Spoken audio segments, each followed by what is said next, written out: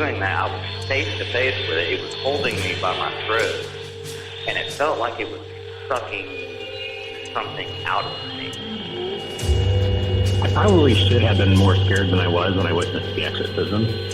I turned and looked on my right side. When I did, there's a beam on the side of the tree, a large beam. It's looking at me and I'm looking at it. After I hit the lock button and looked back up, I saw red eyes staring back at me. That they're going to show multiple gods all over the earth, be able to speak in people's languages, and at that point, it kind of converge into this one entity, which will be revealed as extraterrestrial.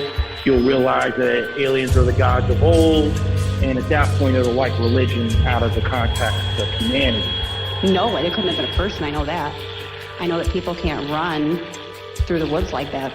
So this thing comes into view, and I see it. It's 50 yards away from me. It's walking on two legs. It's huge. This is a big, hairy-looking being.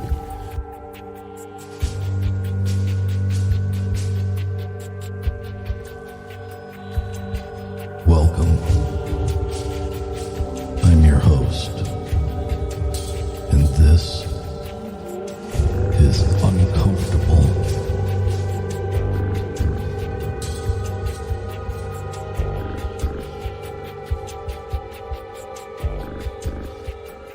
Welcome back to the show. I am your host, Eric Szilagyi. If you've had an uncomfortable experience and you'd like to have it featured on the show, please get a hold of me at contact.uncomfortable@gmail.com. The world wants to hear your experiences. They want to hear your story. So please get a hold of me and let's get yours on a future episode of Uncomfortable. Make sure to follow us on Facebook and Instagram, both at Uncomfortable Podcast 65. And please remember to leave us a 5-star rating and review wherever you can. That is the main way, the best way that you can help get this show out in front of more people.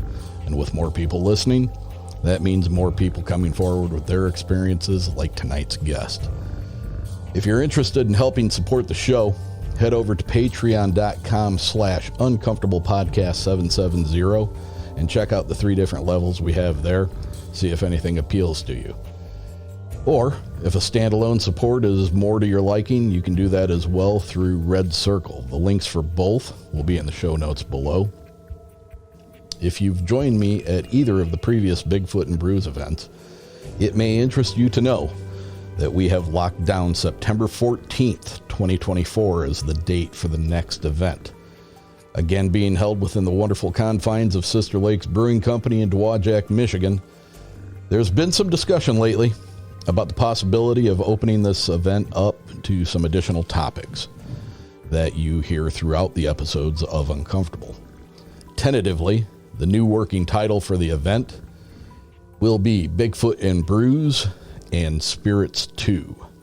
As far as speakers go, I have already been in talks with Amy Boo, who you would recognize from a few episodes back. She is part of the Olympic Project and Project Zoo Book in Ohio. A very good speaker on the topic of Bigfoot. And then fan favorite Archbishop Christina Rake has agreed to speak. There are a number of other speakers I am in talks with around to round out the day. If you all keep your fingers crossed, we may even be able to entice Bodine the Bigfoot into returning for this next year. Tonight's guest comes from about an hour and a half south of me in the fine state of Indiana. And back in 2007, he and a coworker, both driving separately down a back road, in the early morning hours encountered something very strange in the road ahead of them. So if you're ready, let's get into it.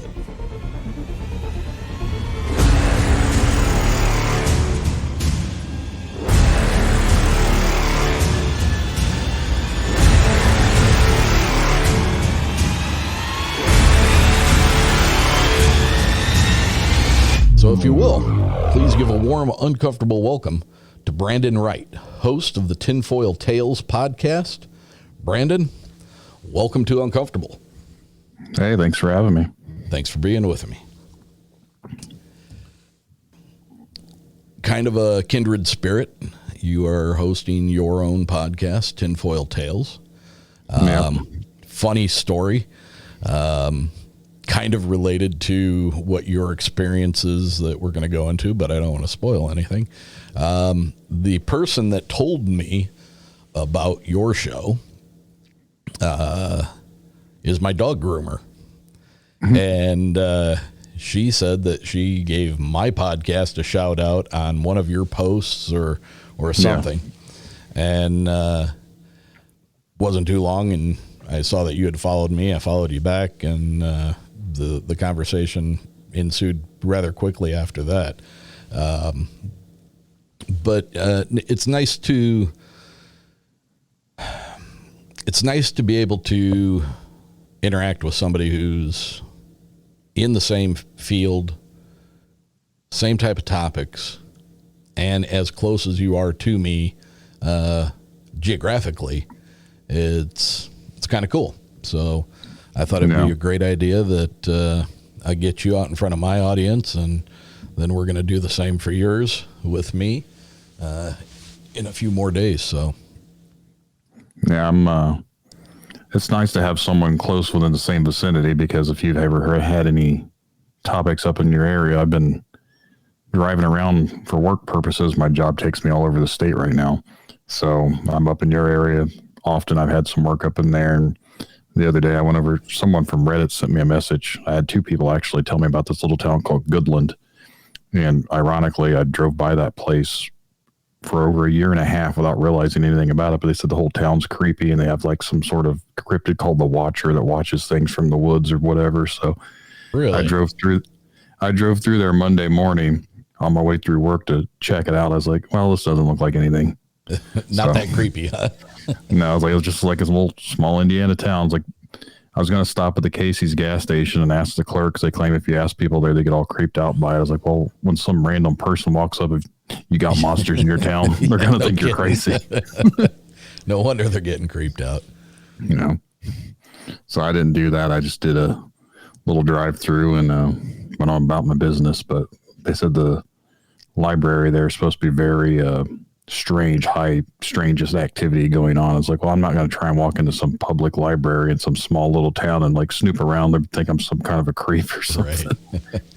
Now, interesting enough, at the point where you entered in the studio tonight, the first thing out of your mouth was, we just saw a UFO. Yeah. Right before I came down to the basement to get on this call, I was letting my dog out the back door, and I looked out right in the backyard, and there's a big bright orange glowing light out in the field behind it. And I yelled for my wife and son. I was like, there's a fucking UFO out here. And just thinking it kind of looked like more of a flare or something like that. But they came and looked at it. We looked at it for about maybe a minute, and then it rose a bit in the air, and then just completely just vanished instantly. A flare would typically like peter out, get a little bit dimmer, I think, or something. And this just straight up disappeared. In fact, any aerial flares that I've seen, those last few seconds, there seems to be a flicker as it's burning out. So I figured a flare would also be somewhat coming down. It wouldn't go up and then just disappear. Exactly. Yeah. If it's like a marine flare, it's going to shoot up in the air. It's going to burst pretty much at the peak of its height, and then it continues down because there's no parachute on it. But most military flares, they're going to have parachutes on them because the whole point of them is to continue illumination for as long as possible at a height above what they're trying to see. So it doesn't make sense that would have lifted upward and then disappeared. So I couldn't judge about how far away it was. I don't know if it was really high in the sky or what. It didn't look very high, but again, I don't know how far away it was, because at first I thought maybe it was just a star, but I was like, that's an awful bright orange star. And then I could see it had like a flicker to itself, and then it was moving a little bit higher. I was like, okay, a star wouldn't be moving that quick. And then, like I said, it just rose up from our eye level to a little bit higher and then just straight up disappeared. I was like, well, that's strange. That is strange, and there must be something in the water here lately because I just this past weekend coming back from weekend getaway with my girl in Ohio, I was about 2 hours, maybe an hour into my trip on the way back to Indiana, and 4:15 was the time. Beautiful day, clear skies, blue skies. Sun was out. It was in my driver's side window, and I was on the toll road, and I saw what I would have to describe as like if it had been night. I lived near an airport, so I'm used to seeing planes coming in for landing at night. And if you see one coming, straight in, they tend to have what looks to be like a big headlight on the front of it. And I'm not quite sure, what that is mechanically on the plane, where it's located. But it looks like a big spotlight or a big headlight. And that's what I saw at 4:10, 4:15 in the afternoon in blue sky. It was a very bright white light. And, so, the sun was out. Like I said, there was no clouds. So my initial, and I'm seeing vapor trail from several jets that were flying. No vapor trail associated with this light. And, I start going through the, well, it's got to be this, it's got to be that, it's got to be this, it's got to be that. If it was something the sun was reflecting on, if it was a plane that the sun was reflecting on, I'm not aware of any airlines that have raw aircraft aluminum fuselages. I mean, they're all painted. They're white and they're blue and they're orange and they're, all kinds of different graphics along the sides. So I don't think that what this was the light reflecting off of a plane. And to compound things, no, I was driving. I was alone. My phone, why didn't I get a picture? My phone, I have a cradle that is a suction cup that goes up on the window, and then it's got a bendable arm, and it holds it in a cradle for the GPS. So it's kind of a two-handed operation to get that thing out of there. And the back of it basically covers up the camera while it's in the cradle. So I wasn't going to mess with it, but I kept looking up as I was trying to keep my eye on traffic too. And it moved. It moved twice from the original position. And the one thing I can tell you is I looked at my GPS at the route that I was on, and I was on a straight path. There were no curves. It was straight on the toll road. So it was not a changing of the orientation of my vehicle that was causing this to be in a different place in the sky. And it moved twice after my initial seeing it. The first time it was directly in front of my driver's side windshield. And then I want to say that it just kind of faded out. But then I saw it over to the other side of my rearview mirror on the passenger side. And I was like, holy shit. That's what made me look at the GPS to see if the route was like a big winding curve. And then again, it moved off to come back to the side that it was on originally. And the last time that I saw it was at about the 5 o'clock position to the sun. And then it was gone. And the other thing is, and I I don't know why I haven't done it. I got it on my phone.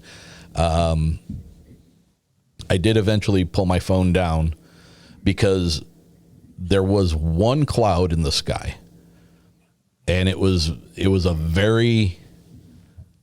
line. It was just a very linear, very thin cloud. I think it was a cloud. It certainly was in the same spot for a long time, so it wasn't a vapor trail from a plane. I'm sure of that. But that cloud I saw probably for a good 40 minutes.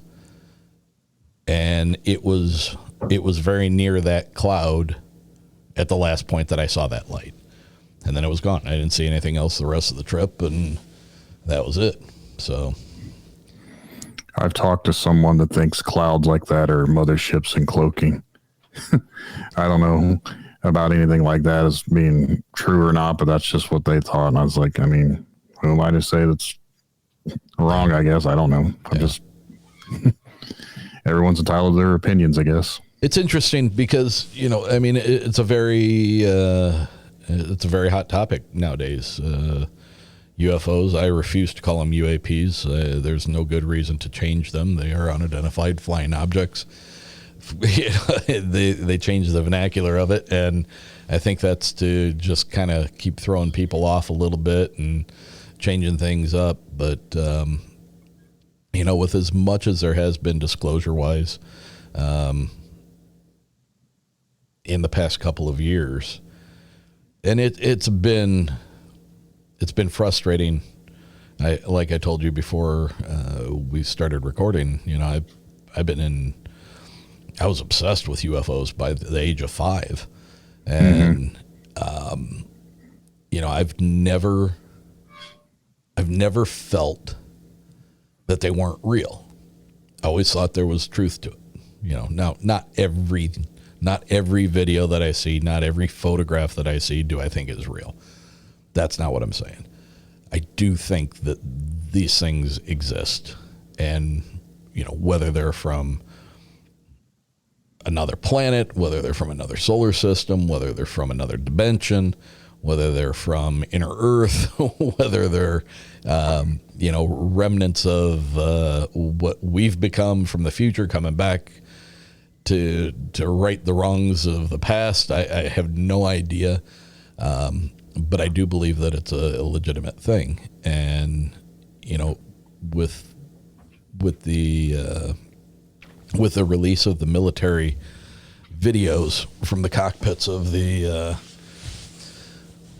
Air Force jets, that was kind of like a holy shit moment for me, because I was like, oh my God, finally we've got, and then this whole disclosure, which has been remarkably soft with what they're releasing and what they're saying, and even the congressional hearings that they're having with Commander David Fravor and David Grush.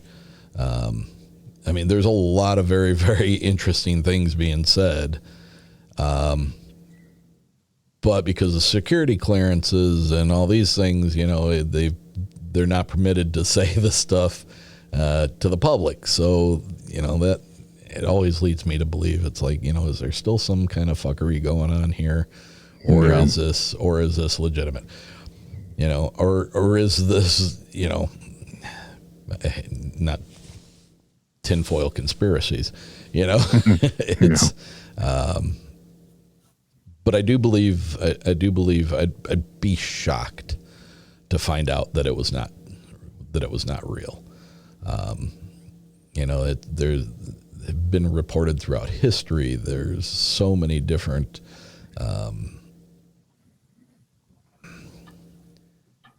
it's everywhere. So I don't know.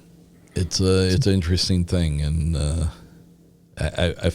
what I find really interesting is how there's, like anything, there's two sides to it.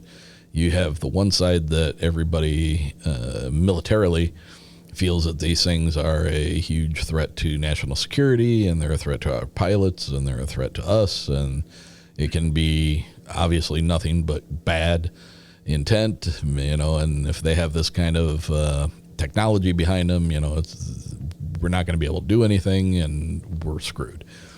And then you have the other component of the people that think that they've had experiences with these things, that, they're benevolent and they want only the best and they want to keep us from destroying ourselves, and, they want people to take care of the earth and all that stuff. And I mean, I think both make very, very good sense. But no one really knows. That's the one thing I hope, that before I die, and I really like the topic of Bigfoot. So it's close. It's close. It's a tie, maybe just UFOs nudging it out just a little bit before I die. I want to know at least one of these things, proof positive. Yes or no, I don't care. I'll be disappointed if it's no, but I would like to know the truth before I leave this place. I think we'll eventually figure things out, but I don't know if it'll be an open, like a discussion that they're just going to give everyone the information. I think it'll more or less be, you see it for yourself, or if there are aliens, they come down here and make themselves be known and be like, oh, there they are. Yeah. Yeah. I think there's too much money involved when it comes to the technology. If these things are real, it's not so much about the security. I can see that being part of it too, but I think you follow the money trail. I think you're right. I think you're right on that, because, especially if you pay any heed to some of the things that Dr. Stephen Greer talks about. And there's something about that guy that, I don't know. There's something about that guy. I don't watch the videos of him. I understand what you're saying without saying anything negative. There's a vibe. There is a vibe. But the things that he says, especially when talking about the energy that's produced by these things, the clean energy, that would rock the world. That would put so many businesses, so many industries out into the wasteland if there was free energy. And I mean, all you have to do is go back, not even 100 years to Nikola Tesla. Mm-hmm. I was going to say Tesla. Yeah. I mean, all of his shit came up being confiscated, and now much of it has been hidden away. But he was onto it. Yeah. He figured it out. There's enough evidence left over to show that this guy, he knew what he was doing. Yeah, I've always so one of my tinfoil hat conspiracies is I think that they discredit Nikola Tesla and they took all of his research and everything and they just kind of did away with it for their own benefit, and they don't want to give it to society because whoever they are, I say they, and everyone's like, who's they? I don't know. They's they. Nobody knows. They, them. But they didn't want everyone to have the free energy and everything else because there's too much profit to be made by other means. So sure. I think everything always kind of relates back to the money trail. Yeah, I would agree with that 100%.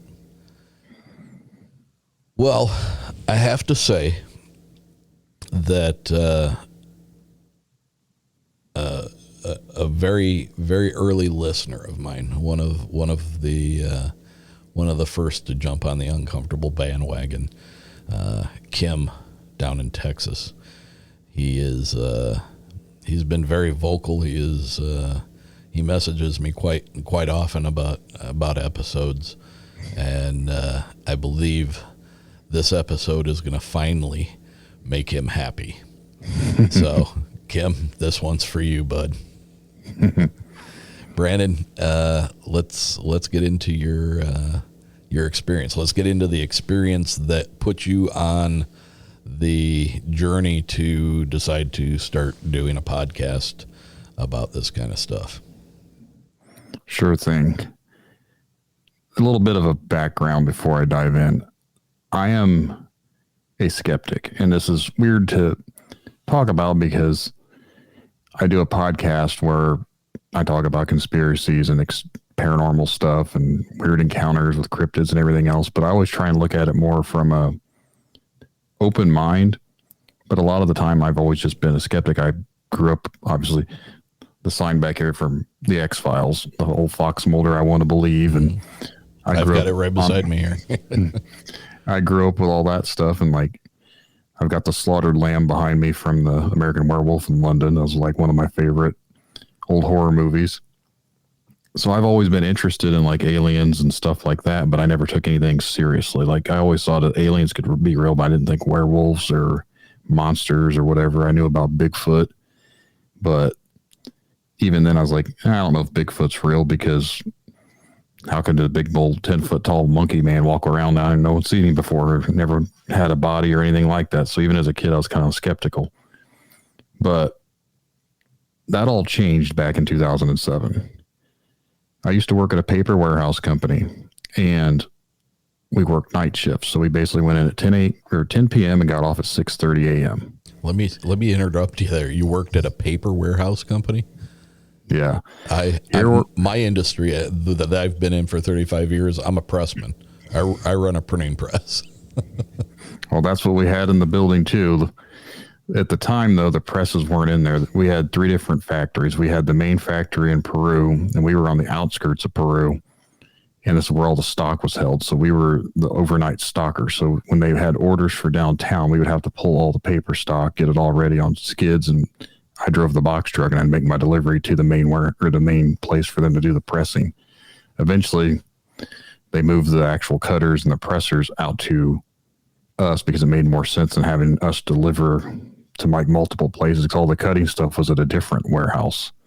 So they had 3 different locations. So they made it down to just like 2 locations. Like, well, you're common sense, I guess. But that's a little history for the company that's barely even existing these days. Paper stock isn't as popular these days as what I guess it used to be. But we got let off early that night. And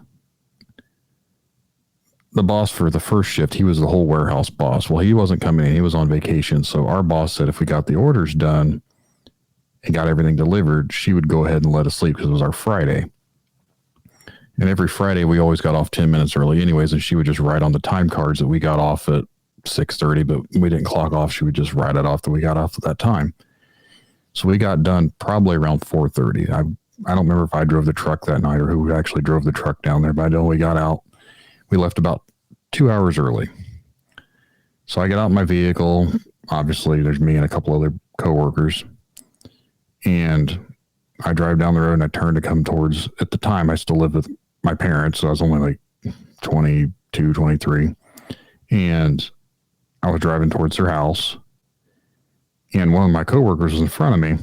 He's probably about 1,000 feet in front of me, like a little distance.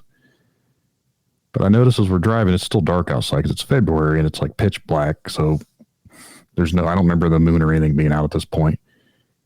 But I seen his taillights and they swerved like over to the side of the road. And then all of a sudden he shoots back up on the road and keeps going. So the first thing I'm thinking of is like, what the fuck is this guy doing? Because we didn't have cell phones like we do today back in 2007. There weren't smartphones. You wasn't scrolling through Facebook or texting or somebody or whatever. Back then you'd have to be texting, like you'd play on those brick cell phones like with Snake or whatever on there. It wasn't like the cell phones we have today. Well, as I got to the area where he'd swerved, my headlights are shining and I'm seeing a big black shape in the middle of the road. And the first thing I thought of was it was a person wrapped in a black blanket. I didn't see any arms. I didn't see a head. And this thing is very tall, but it's leaning forward, and the way it's moving, as I was getting closer to it, I'm trying to like see. I thought it was like a drunk person stumbling around because his movements were not like normal. It wasn't like walking normally. It had like a weird, and I've always said the movements are like those inflatable tube men that you see like at the car dealers. They blow them up and they flop around kind of. that's how it was moving when it was walking. Like it would move and its body would be like kind of flopping and glitchy looking. It didn't look natural, like very unnormal looking movements. I slammed on my brakes too, and I like had to move over just a little bit, but I basically come to a dead stop. And this thing walks past the driver's window and it bumps into the mirror, or I'm pretty sure it bumps. Of your vehicle, it bumps into the mirror. Yeah. It's that close. Yeah. Yeah. Because I almost ran it over because it was pitch black and all I could see was this big black shape. Again, no head, no arms, and it goes right past the window. And I'm looking up at this thing and I'm driving a 98 Ford Explorer. I've looked online. Those are 67 inches to the top. This thing leaning forward was almost like, you know how an old person would be like with a walker, and they have that little bit of a lean. Sure. That's how it was kind of like leaning forward, but I couldn't see the top of it when I looked out the window. So this thing had to have been, if it was standing straight up, over 7 feet tall, because if the vehicle is almost 6 feet and this thing is well over a foot taller than that leaning over, it had to have been almost 7 feet tall standing straight up. When it got to behind the vehicle, the red taillights from my brakes being hit and everything, I could see its two massive legs, and they were super, super thick, big, thick legs. And when it took a step, I could see the ground between this leg, and it took another step, and I could see like it was solid. I didn't see clothing. I didn't see fur.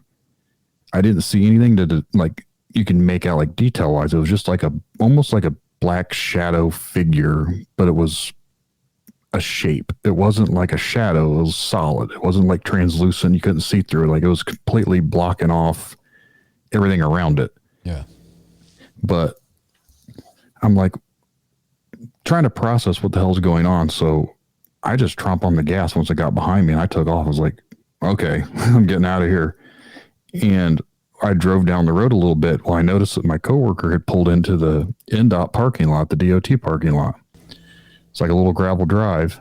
And I pulled up next to him. He rolls his window down. And he's like, did you fucking see that? I was like, yeah, what was it? He's like, it didn't have a fucking head. I was like, man, I don't know what that was, but I'm going back. I was like, let's go see what it is. Like, are you fucking crazy? I was like, I mean, at this point, maybe yes. I guess looking back on it now, I'm crazy because I wanted to go back and see what the hell we just saw, because to me, I don't know of any 7 foot tall, headless, armless person. Because again, I thought it was at first was a person wrapped in a blanket. Like, you know how some of you wrapped around like they're freezing, it's cold, so you wouldn't see their arms or anything, and they had like over their heads. So I'm like, there's a huge fucking person stumbling around in the middle of the road. Like, it's crazy to me. It's this time in the morning, like 4:30, 4:45 in the morning. And you said this is February, so am I to assume that there's snow on the ground? There wasn't snow at this point. It was actually pretty clear outside. I don't remember there being snow, and it was just a very brisky, like cold outside. Like it was more towards the beginning of February, I think. Okay. And we drive back, and I'm in front, and he's following behind me. And as we get back to the area, it's only a quarter mile. It's not very far. And when we get back to the area, my headlights, there's something big and black now laying in the middle of the road. Laying? As I got laying. And when we get up to it, I could see it looks like a giant dog. And by giant, I mean, it doesn't look like, it's not nearly as big as what was walking in the road, but it's a very big size animal. And it's got its back to us. So the way I'm driving is obviously the way the other thing was walking. So it's laying horizontal across the road. So the first thing I'm thinking of trying to rationalize this is that wasn't there just a minute, 2 minutes ago. Like enough time for us to go down there and talk and turn around and come back. That animal was not laying in the middle of the road. So I pull up, I'm maybe 30 feet from it, and I get out of my vehicle, and he cracks his window down. He's like, "What are you doing?"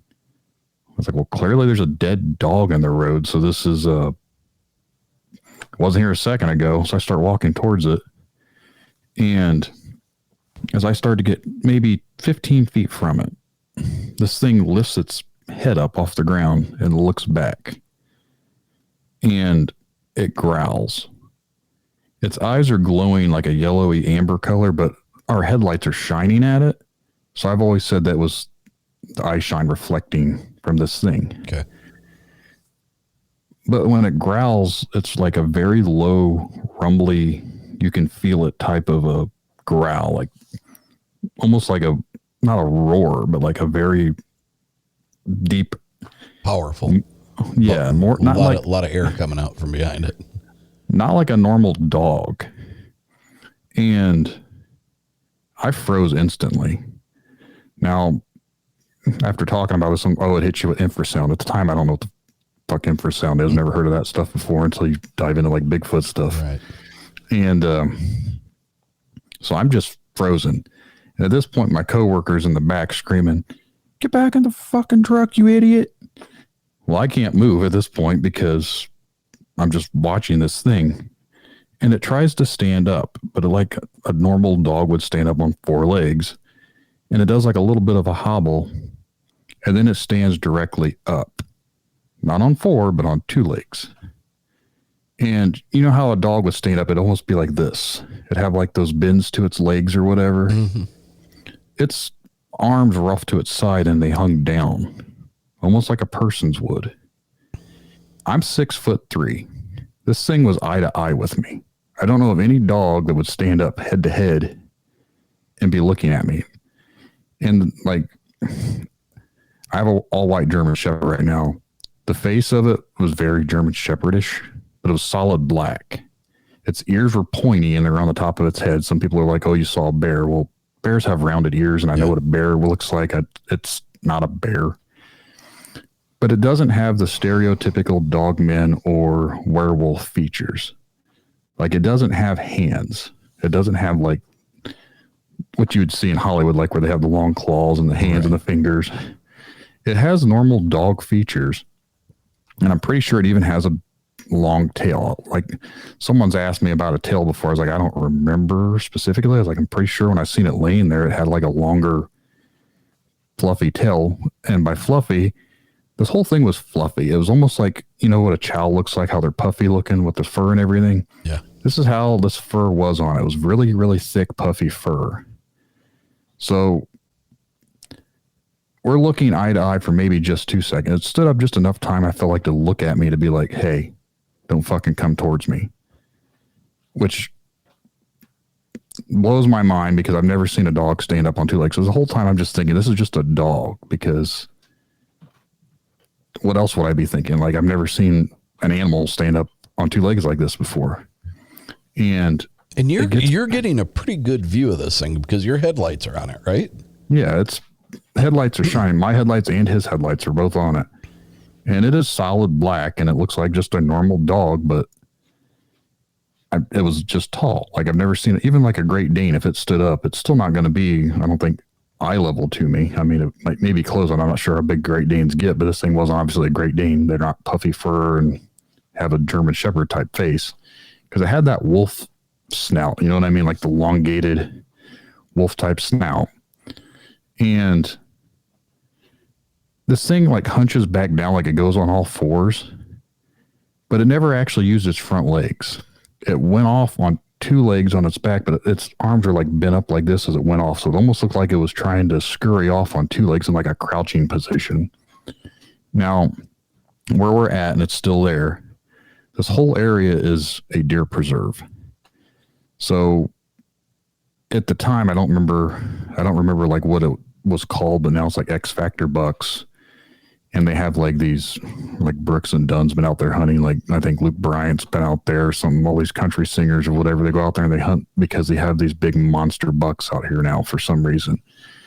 Well, back then, this whole 2 miles squared off was all just deer preserve. So there's an 8-foot to 10-foot fence that surrounded this whole area.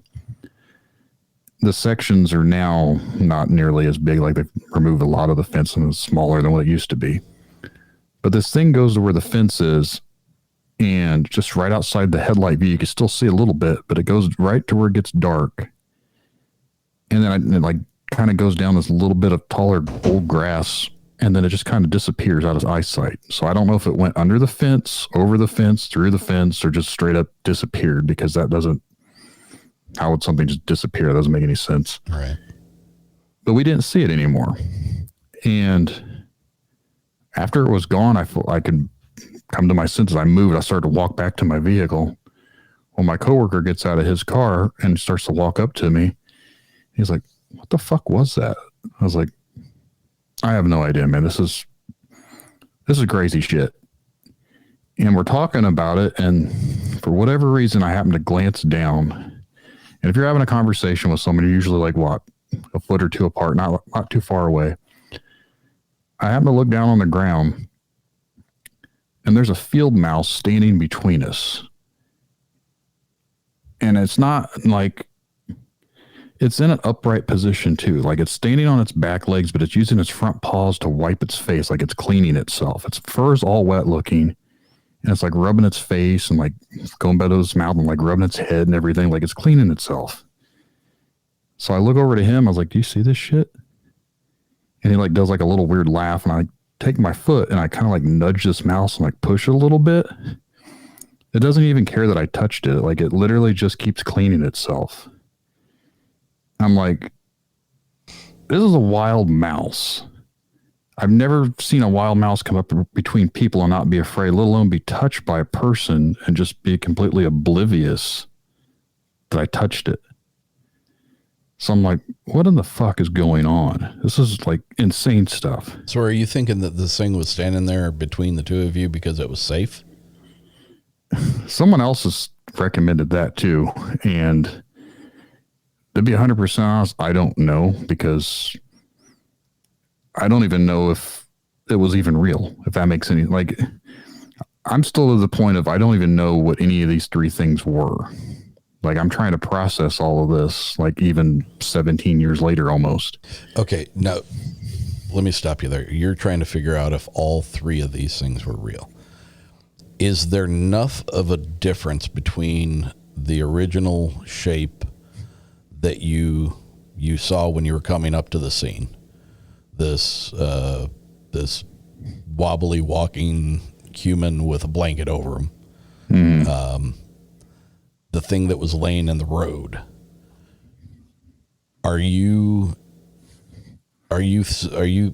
saying that you think that they were two individual entities, or is it possible that the initial entity that you saw laid down on the road, maybe in a posture of like it was hurt, trying to get you to come back to it? I think, me personally, again, and I experienced it, I'm skeptical of my own opinions because I don't know. So I can't give a definitive answer without actually knowing what the hell I saw originally. What I had done, like, we left after this, after I touched the mouse and it didn't scurry off or anything. We left. And what I've tried to figure out is I wrote it off basically because I said, clearly this was just a hurt dog that was playing with a mouse. Someone must have hit it with a car, broke its front legs, and that's why it was walking funny, because it was hurt. The mouse didn't move because it was traumatized, because this dog had been licking it or playing with it, and that's why it was all wet, and that's screwed up its brain cells or whatever, so it wasn't able to move, and it was just traumatized. And that's what I've tried to accept as the rational, logical explanation. Until you come back to the first thing that we saw, it was so much bigger than this dog. The dog had proportionate body size, like its legs weren't nearly as thick as whatever the hell was walking in the road. It wasn't as tall as what was walking in the road. And that's where I get hung up on that. So I don't know if the first thing walking was the dog, because it's not the same size. It didn't have the same features. Now, when people that I've been more open about this, because to finish off like the whole experience, I'd gotten home, I went to bed, I woke up, and I looked up the next morning, like werewolf stuff, whatever. And I drew like a picture of this black upright walking dog, and I'd scan it. And I went to some, like, I think unexplained mysteries.com or something like that. And there's a forum on there, and I put up this picture that I drew. And someone's like, "Oh, that's a Michigan Dogman."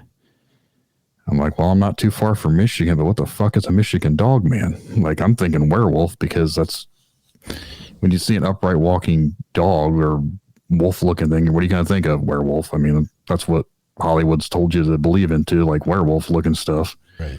And I get all this research. I get these pictures or whatever. I find all this stuff out. So I go back to work a couple of nights later after the weekend. I try and talk to my coworker about it. Well, one of the other people we work with burst out laughing and started making fun of, oh, you ran over a werewolf.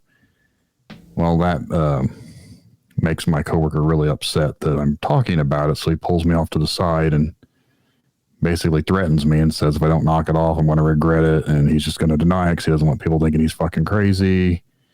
And he doesn't want to deal with all that stuff because the whole thing's stupid. It doesn't make any sense. And he doesn't want to be involved in any of this stuff. So I need to shut up about it. And if you knew this guy, he is a very big person that you do not want to be on his bad side. I'll leave it at that. So I just kind of kept my mouth shut about it because his reputation is notorious for being, you don't want to mess with him. He's like the Incredible Hulk. We'll just leave it at that. Don't make him angry. So I was like, all right, man, whatever. So I never talked about it. For 15 years, I literally just sat on it. And that's what led me to even want to start the podcast, because that's during the whole, we call it the beast era on one of my shows, because there's a certain C word that you can't say without an algorithm on YouTube that starts to, what happened in 2020, the whole lockdown experience and everything. That's when I started listening to podcasts, and that's when I came across a couple podcasts and heard the one about a Dogman. And because at the time I was looking to do a podcast about conspiracy type stuff. And that's how I came up with the name Tinfoil Tales, because I was like, I want to talk about what happened with JFK. I want to talk about UFOs. I want to talk about these topics, things that people think you're a tinfoil hat wearer. So, and when I heard this episode about a Dogman, I was like, well, holy shit, I've never really heard anyone else talk about this type of stuff before.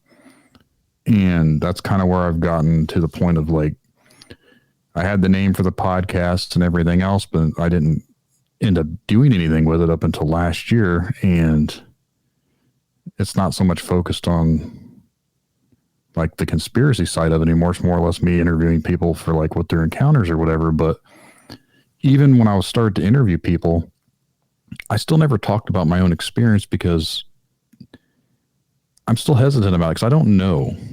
Like, I still question myself, because I know the mouse was solid because literally I touched it with my foot. I know whatever was walking in the road was solid because it kind of bumped into the mirror.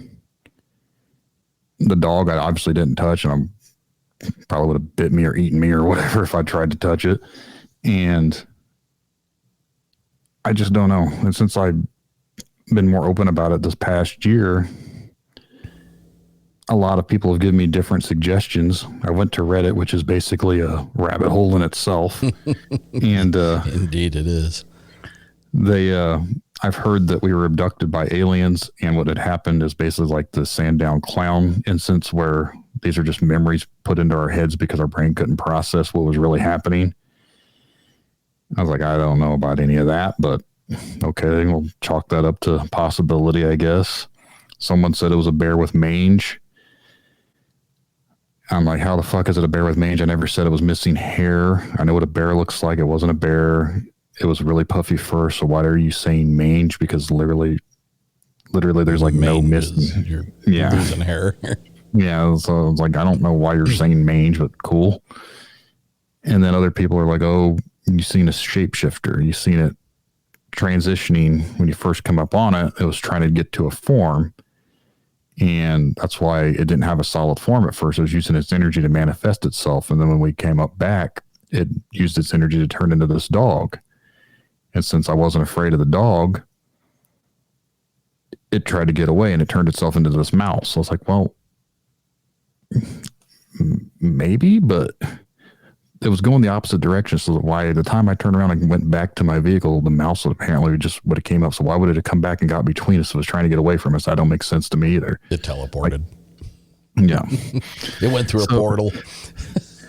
So at the end of the day, is like, I don't know. And it's one of those instances where people always want to let off like, oh, it's your weekend, you want to get out of work early. Oh, I want to go home early. I was like, this is the one fucking time I wish I didn't get off work early, because if I got off normal time, I probably wouldn't have seen it. And I wouldn't have went down this rabbit hole of the lifestyle I've been doing. And there's a few things about it that I've been thinking about since I've been talking about it more that I never thought about before. But one of the people asked me, how did it impact me? I was like, well, it never impacted me. Look behind me. Look what I do. I was like, I never took that into consideration. I guess it did impact me, because I wouldn't be doing a podcast. I wouldn't be talking to people about it. I wouldn't think any of this stuff's even a possibility, because again, I was always under the impression that this is all just made up bullshit. Yeah. So it did have an impact. And I don't know if at this point, I've said I didn't want to get let off work early, but I don't know if I'd change that at this point. If I had an option to go back and never see it again, I think I'd still want to see it. At this point, I'd actually try and get closer to see what the hell it really is, because I've said recently, I was like, I'm going to be the idiot that I'm going to see if I'm going to see a Bigfoot, I'm going to be the one that gets killed because I'm going to chase after him. I'm not going to be the one just sitting there trying to fumble around and get like a blurry photo of a bush. I'm going to be the one going after and chasing after it in the woods. It's like, so I see another Dogman, I'm going to run that motherfucker over. I'm not going to try and swerve. I'm just going to take him out. All right. So let me give you another thing to ponder.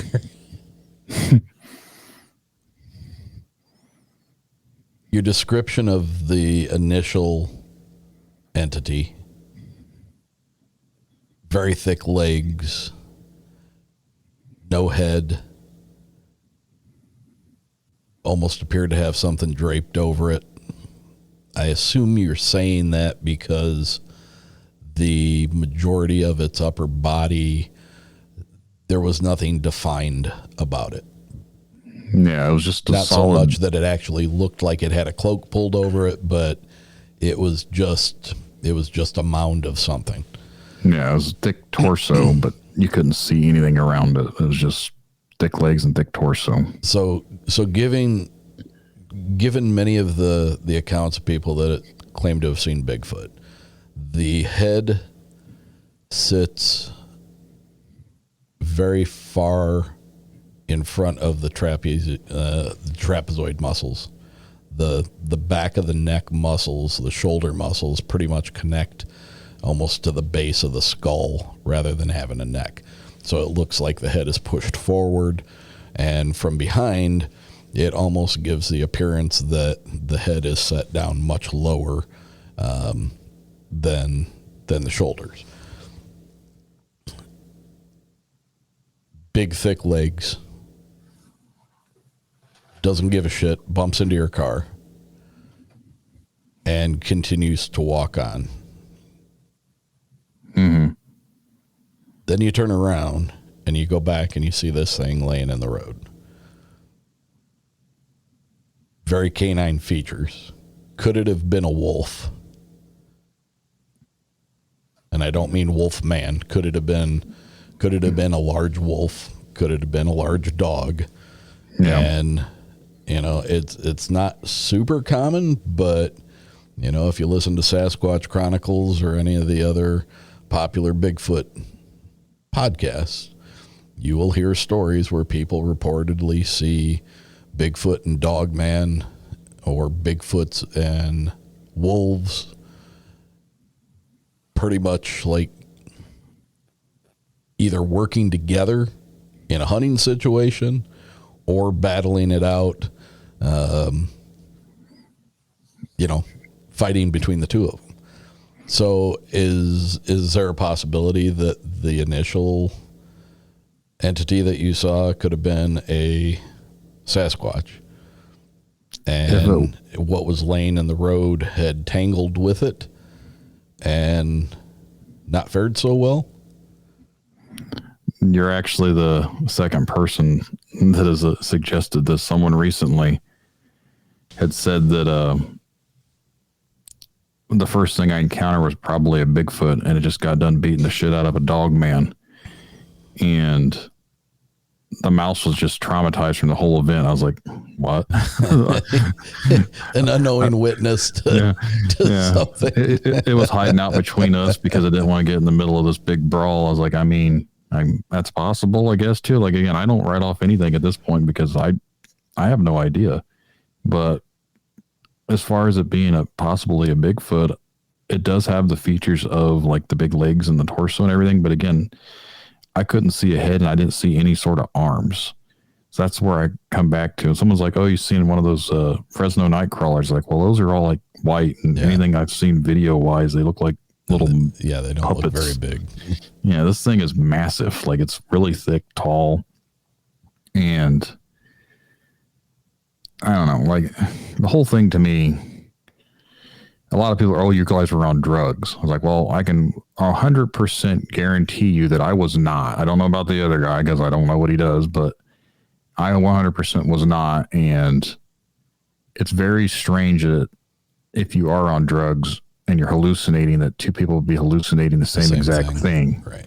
Like that doesn't add up either. I'm no expert. I'm not anyone that does that shit, but I don't think that's a possibility that they would both manifest seeing some weird headless thing walking in the middle of the road that he swerved to miss, and I had to do basically the same damn thing.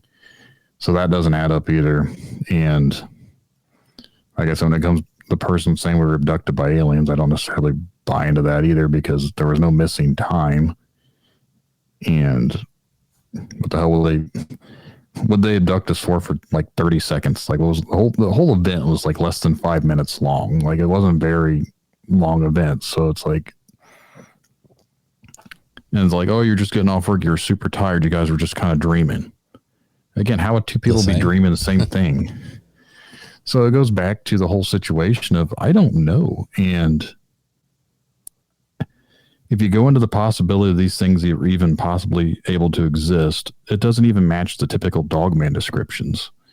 Like, from what I've looked into, most Dogman depictions, they have like the werewolf features. They have like a hand to them. Their bodies have more humanoid bodies. This didn't have a human body. It literally looked like a dog that was just walking on two legs. And it didn't even really walk on two legs. It just literally stood up and stared at me, and then got back down and went off on two legs, but it looked like it was using his front legs, but his front legs were never actually touching the ground. It had them like held up. That's why I said it was a dog that got hit by a car and his front legs were broken. To me, that's what makes sense. Like, if I'm trying to write it off logically, I can write off the mouse, I can write off the dog.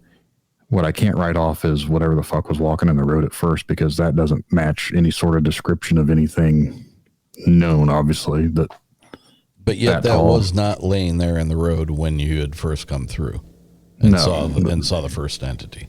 No, because we wouldn't have been able, we just still had to swerve off the road, but I would have been able to see it in the middle of the road because, and I don't even know if we're in the exact same spot. It was like in the same general area, but I don't know if it was the exact same spot where the thing was that we had that walked past us. I just know as we drove back around this, now there's a dog in the same area. So it's like, again, it's just a quarter to a half mile stretch. It's not like it's that far away. So I don't even know if the thing was still walking, where it would have went either, because we didn't see that again either. So it's like, none of it makes sense. Okay, so let's dig a little bit deeper into what you can tell me about the description of the first thing. Headlights hit it. You get a look at the color, hair. I mean, did it look hair covered, or did it not reflect any light? Did it absorb light? Did it? When I seen it, it was just solid black, and like I said, I didn't see clothing, I didn't see fur, I didn't see any sort of definitive features. I could just see, and I don't even remember actually seeing feet. Like, I just remember seeing the really thick legs and the body, and I was more confused of what it was because, again, I'm just thinking it was a person at first until I got so close to where I was walking next to me. I was realized there's no way this is a person. It's way too big for a person. But again, I didn't see any sort of definitive details or features. It literally just looked like almost kind of like like a shadow, but not a shadow because it was solid. So I don't really know how to describe it other than that. Like, and the way it was moving was not natural. It was almost like a glitch. If you could see, like, it was almost like the movements were not fluid. It was like a weird floppiness to itself. Like it was kind of glitching in and out. So I've always described it. I've never seen anyone walk like that, to where they'd take a step and kind of just their body would be like twitching. So that's why originally when I'd seen it moving that way as I was walking, I thought it was like a person stumbling around. And that's why I've always said, well, maybe it was just the dog that was hurt and it was moving around goofily like that because it doesn't know how to walk on two legs. But again, the size is where I get hung up on, because whatever that was so much bigger than the dog. And then going back to the dog that was laying in the road. All right, you said he was laying across the lanes, correct? Mm-hmm. I assume this was a 2-lane road. Yeah, it was just a county road. Okay. It was its body was basically in both lanes, and it wasn't like enough to where you'd have to like completely drive off the road, but you couldn't just drive down the lane. You'd have to get over a little bit to get around it. You said, what would you say? Like from the middle of one lane to the middle of the other, or maybe not quite that long? I wouldn't say as long as between the middle, but it's definitely into both lanes. So if it was laying in the center, I'd say you'd still have to drive off to the edge. Your tire would probably drive a little bit off on the gravel or over to the grass or whatever just to get around it. So the lanes are probably only 12-foot lanes. So this thing was probably lengthwise maybe 6 feet, 5 to 6 feet long. But when you turned around and you came back and you found that your headlights, both cars' headlights are on it. Yep. Different in appearance. You can see hair. Mm-hmm. You described hair. You could see the face. You said it looked much like the snout of a German Shepherd. The eyes you saw, and you're telling me that you were essentially 10 or so feet away from this thing? Yeah, I'd say about 15 feet. That's pretty damn close. Yeah.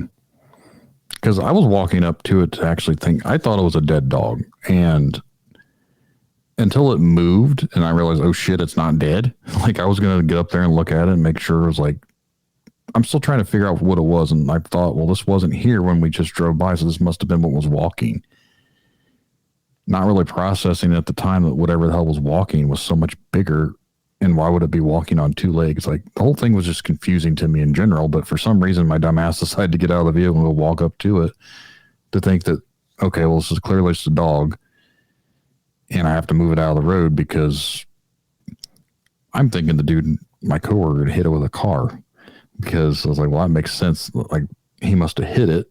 So I swerved off the road and I was like, tried to get away and it fell over and it's dying. So I'm going to go out here and check on it. But at the same time, I didn't think about the fact that the size difference. I never really thought about the size difference till after the fact. So it's like, I don't know, like for being someone that's, I guess not really thinking anything like strange exists or whatever at the time. To me, I was just always looking for like the logical explanations for things. So to me, it was just, dude hit this dog or someone hit a dog. So I'm going to go out and move it out of the way. And then the other stuff ended up happening. I was like, okay, I probably should have not gotten out of the vehicle. If I knew better, if I knew what I do today, I would have never gotten out of the vehicle, because from what people say about these Dogman encounters or whatever, like if I guess it wanted to get me, it could have. And that's what I've come to terms with is if these things are real, especially the ones that people talk about, if this thing wanted to get me, it literally could have just lunged at me. There's nothing I could have done about it because I was so close to it. And the strange thing about it was, even though when this whole thing was going on, never once was I afraid. Like the thing growled at me and I froze and everything. I don't remember being afraid. I was more or less confused, and I was more like, oh shit, it's not dead. And it all happened so fast that my brain didn't process to be afraid. And they claim these Dogman feed off people's fear. I was like, well, I wasn't afraid of it, so maybe that's why I just decided to go away, because I wasn't afraid. Or why wouldn't it have done something to make you fear it? Yeah. Like it growled at me and it stood up and looked at me, and the whole time I'm just like, what the hell? Like I wasn't trying to run away or be like, oh my God, and screaming and everything else. I'm just like, still trying to understand like what is going on, because none of this is making any sense to me. And like I said, I don't know if I buy into a lot of the Dogman lore that they have with these things, but I know there are certain things that I've actually thought about recently that kind of go into the Dogman lore that, and again, it's hard to talk about this stuff in general just because it's not so much that I don't believe in the possibility, but it's hard to fathom stuff like this to be actually existing. I think you can understand where I'm coming from. Like, the possibility of an upright walking dog just doesn't biologically make any sense. Right. Now, So if you like, look on TikTok or Reels or anything like that, you'll see, and especially like maybe over in Asia, it seems to be a popular thing to teach your dog to walk on its hind legs. mm-hmm. But that is a very strange hop. And I mean, it's a very unnatural looking thing. Dogs aren't designed to walk that way. They're not supposed to walk that way. And if they have all four of their legs, they shouldn't walk that way. But when this thing stood up, it looked like it should have been on two legs, if that makes any sense. Like the way its body was standing, it didn't have like the way that the dog's arms and legs would be like, or front legs or stuff had like those extra joints, how they bend back. It didn't have that. And I've tried to write it off as basically, I've thought recently maybe this was a person in a werewolf costume, but then how do you make its eyes glow and how do you get that growl? So that doesn't make any sense either. But because again, that was my height. Like, it was not massively tall, so I could see that being someone in a costume, but they need to go work for Hollywood because that was the most realistic looking costume I've ever seen. But like when its arms were off to its sides, like I said earlier, like when you see a dog stand up, like you said, when it hops, it has those weird bends to itself. It didn't have that. Its arms, I say arms, but its front legs were off to its side, like a person would be if they just stood up and they have their arms hanging down. It didn't have the weird bends to itself. And I don't remember its legs. Like when you see a dog stand up, how their legs have that bend back to them. Mm-hmm. Its legs stood up like a person's legs. Like its bends were like in the front, like a person when it crouched down, it had like the knees were bent towards the front, like when it was walking. So it had that almost humanoid-esque crouch and stance, but everything about it still looked like normal dog features. Again, I didn't see like its legs didn't look humanoid in the sense of like shape, but I didn't see the bends like a normal dog's would have in them. Only in the joints, only in the way that the legs bent. Yeah. Man, that's bizarre. And again, like I said, it happened all so fast, and I could be 100% mistaken about it because I'm trying to remember how it all went down. So just for the quick memories, like I said, I question my own self because that's just how I am. Like I'd question everything, and I question my own instances because logically I always search for an explanation and I can't come up with one. So this has been my journey for 17 years, is trying to figure out what the hell I saw, because I don't believe in werewolves. I don't really believe in dogmen. Like, but what else could it have been? And like, the Hulk, your buddy at the time, the Hulk, you've like, aside from talking about it in public, so he wasn't persecuted for being nuts, have you ever been able to have any kind of a conversation with him privately about? No, he ended up switching shifts, and then he didn't work there anymore. He got laid off, and I wasn't friends with the guy, and I haven't talked to him. I'm sure I could track him down at some point if I wanted to. The internet makes it easy these days with Facebook or whatever. But I've never tried to reach out to him just because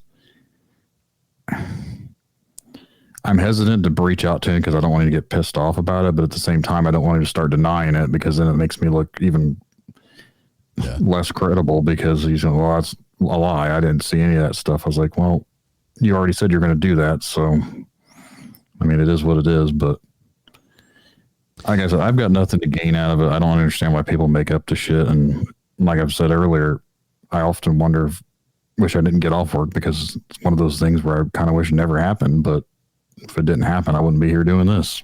What about the area? What about the area that you're in, Purue? Does it have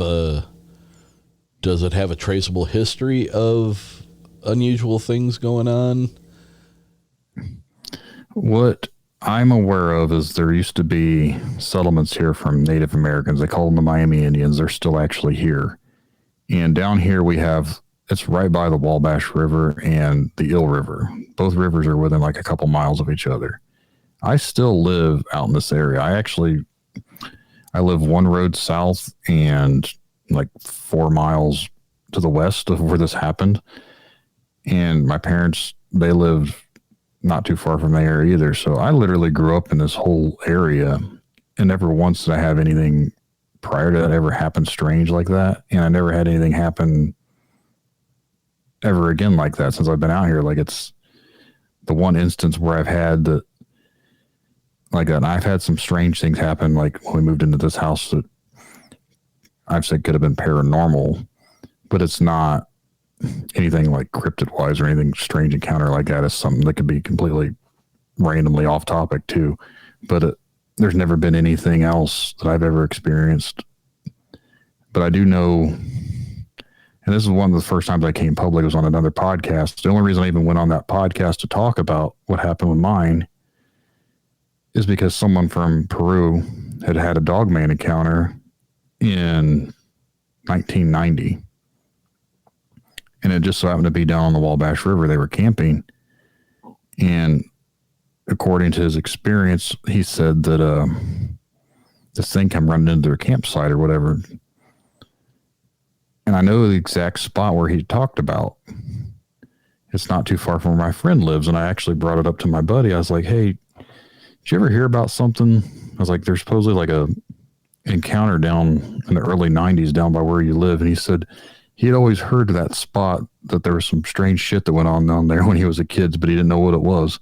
I was like, well, maybe that was what it was about. I was like, because supposedly these guys were out camping, and they thought it was a werewolf come running into their camp, tearing shit up and ran them out of there, right off the edge of the river. But that's the only other instance that I know of from this area that's had anything like that. Now, I know people said they've seen Bigfoots in the region, but again, I've never seen it, so I can't really attest to that. The Native American aspect is quite interesting to me.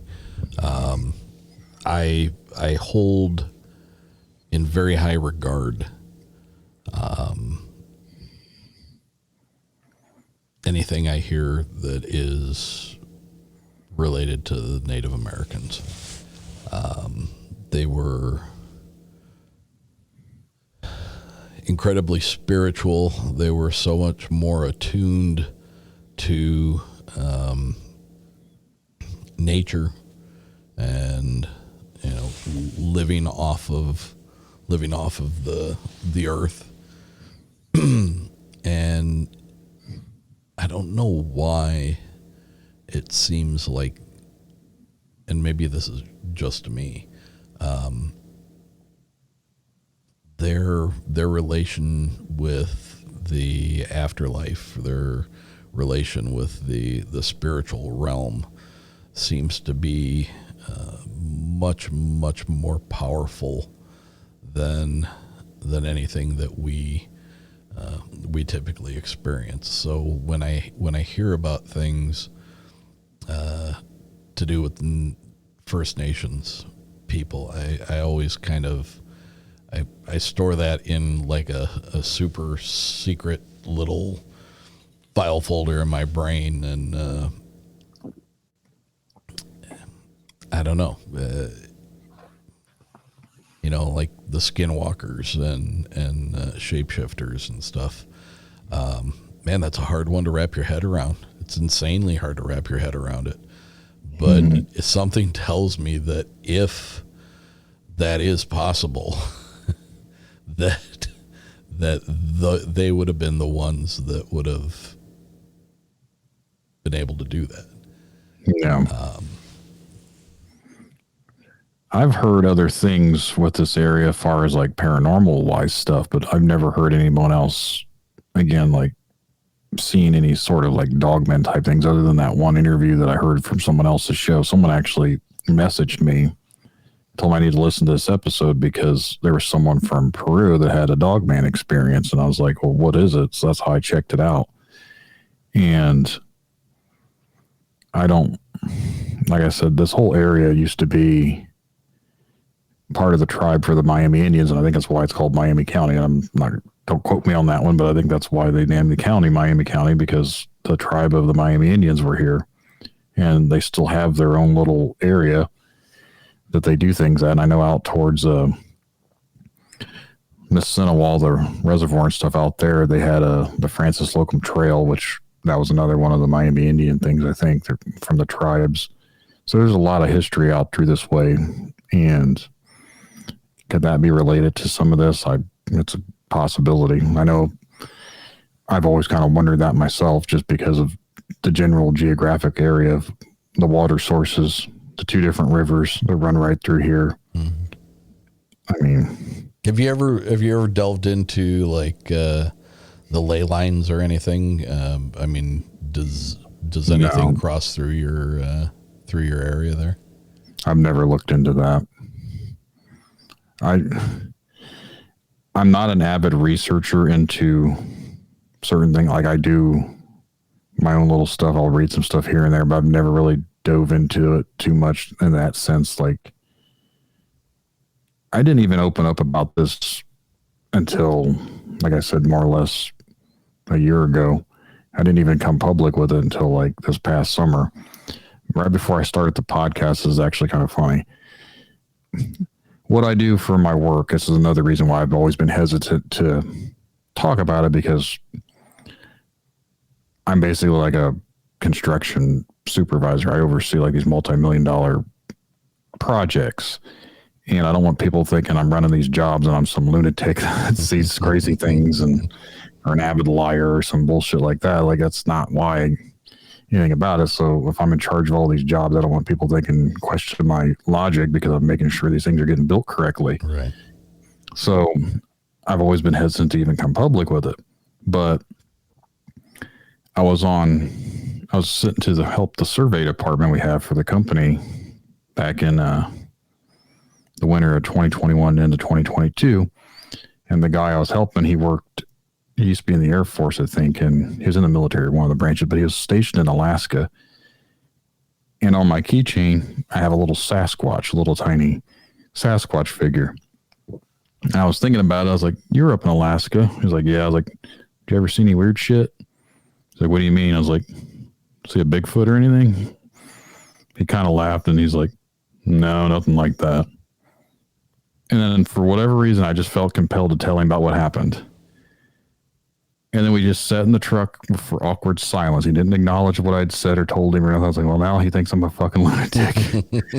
Because I don't really know this guy that well, but for some reason I just felt the need to tell him. And I didn't really get much of a response. I felt very, it's like, well, that's great. Now I was going to go back and tell people that I'm crazy. Yeah. But nothing like that ended up happening. But I kind of felt I was like, I feel a little bit better because I talked about it. Because I hadn't really talked about it. I've told my wife and I told my kids, which I don't know if they fucking believe me or not. They probably think I'm crazy too. But including your wife, or do you? Probably. I think she thinks I'm crazy for other reasons. But no, I told, like, when it first happened, I told like my parents about it. And I told a couple people about it, and everyone they did all just kind of laugh.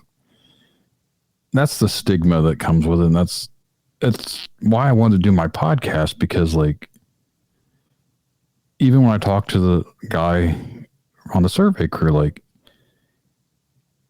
I actually felt like it's something that I needed to do, more or less for myself. Maybe I'm being selfish, but I felt like I wanted to start a podcast so I could hear other people's experiences so I don't feel crazy myself. Yeah. And I felt better doing it. I was like, I'm giving people a platform to come on and talk about their experiences, because maybe they're like me and they couldn't talk about it because of what people typically do. Like they laugh at you, they ridicule you, and I wanted to give them a place where they wouldn't get that. So that's why I started it. And then weirdly enough, at the fairgrounds, now this is the same road this encounter happened. It's the Miami County 4-H Fairgrounds. They had a paranormal convention. I was there this year and I was there last year. Well, there was another podcast that was there, and they asked if I wanted to come on and talk about any strange things. I was like, well, I got a story for you about this very road. And that was the first time I ever talked about it publicly, but they called me Brian in the description, so they didn't even give me the right name, which is funny because the book I had written, I wrote a book basically based off of what I do, and it's called Shadows of Cedarville. I'm not trying to like plug it in the sense of plugging it, but it's funny because I named the character Brian because they called me Brian. And the whole first chapter is basically what happened to me on that. And then the story turns into the guy's a podcaster. He interviews these people and it builds up to Dogman lore and then turns into like a horror story. So I 100% say it's not true. It's based off of eyewitness accounts, but it's not like a true story. Mm-hmm.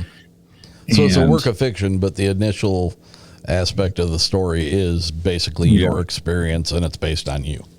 Yeah, it's influenced from my personal experience, and obviously there's other things that I use for influence too. Like I've listened to so many episodes of different Dogman stuff just to try and build the backstory to it.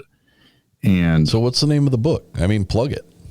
Shadows of Cedarville. It's on Amazon. Apparently it's on Barnes & Noble, and I have a copy right here. This is the Barnes & Noble version, which I don't like because for some reason the cover is off-centered. I don't know if you can see it. A lot of glare. Yeah. There you go. Yeah, that's what it looks like. But the front of the book, you see how the name is not centered? Yeah. It drives me crazy. Now, if you get it from Amazon, everything's square on it. It's centered. But for some reason, if you get it off anywhere else besides Amazon, it's not centered. I'm like, that's so fucking stupid. But no, it's like 150 pages. It's like $7.99. It's not that expensive, but I wrote it in 4 days. And the truth of the matter is I wrote it because someone on Reddit pissed me off. When I wrote my encounter on Reddit, that's when I started sharing it around. Someone started critiquing how I wrote. They're like, well, you didn't do a good enough description of what the thing even was. I don't even know what the shadow thing when walking in the road even supposed to look like. Well, how else can I describe it? I literally wrote like what it was. It was like a torso with legs, and like, how else do you want me to do? So they started critiquing my encounter. I was like, this isn't even like a work of fiction. Like literally this is what I experienced, and you're on here like trying to rip me a new one about how I wrote it. I was like, I even commented back. I was like, well, I'm not a fucking writer. And then it like clicked in my head. It's like, well, now I'm going to be because you've like inspired me to go and write this book. So I wrote the whole chapter as a book, and I was like, you know what? I'm going to just keep writing with it. So I'm a hyperfixator. So I spent the next 4 days writing this book, and I used, I wrote it all on notes on my phone, and I kept emailing sections to myself, and I tried to put it together in Microsoft Word, and then I used Grammarly. I downloaded a trial for that to make sure I spelled things correctly, and then I used like a chat bot to help me format everything. And then after it's all said and done, I realized that the chat bot decided to change certain words and stuff. So now the book sounds like I'm more intelligent than I actually am because it would make a suggestion. And I just said, okay. And then after I've gotten it back, I'm like, that motherfucker. It says like determination so many times and like trepidation. I was like, I've never even used that word trepidation in my life, but I put it in the book. I've said it like 15 times in the book. So, word of advice for anyone listening: if you ever use AI to write a book, don't use AI to help you format a book because it's going to change things and try and make you sound more intelligent, but it makes you come off sounding even stupider. The one thing I did notice, so like on the first page, there was a spelling error. It said like exploring. It said exploding. It went through 3 different spell checks, and it still never noticed that certain things were spelled wrong. I was like, that's ridiculous.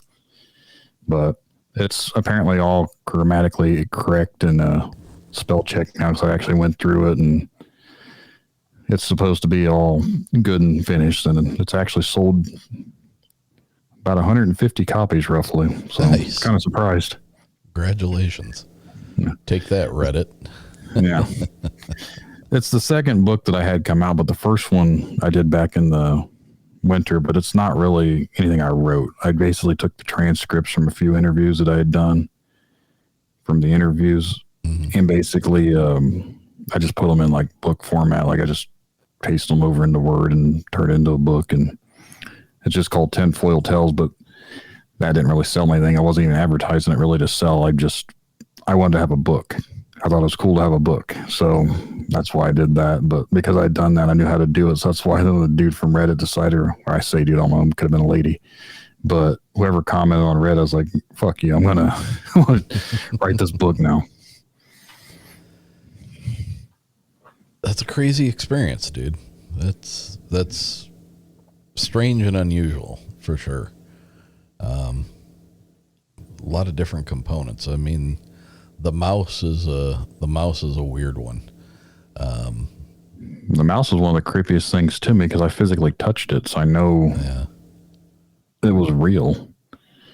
So, like I said, and I say real in the sense of I know it was there. Like I touched it, it moved, like it was solid. It wasn't right an imagination thing. But I said it's one of those instances where part of me is like, man, I wish this never happened, but at the same time, I would regret, I think, if I knew I could change everything. I don't hate what I do. I enjoy what I do. So I don't know if I want to change anything just because I don't think if I didn't have the experience, I wouldn't be doing a podcast. I wouldn't be here talking with you right now. I wouldn't be doing a lot of the stuff that I do. Yeah. So it's like kind of become my hobby. Well, I've been, I don't know, blessed or burdened with a number of things throughout my life that would constitute experiences with strange and unusual.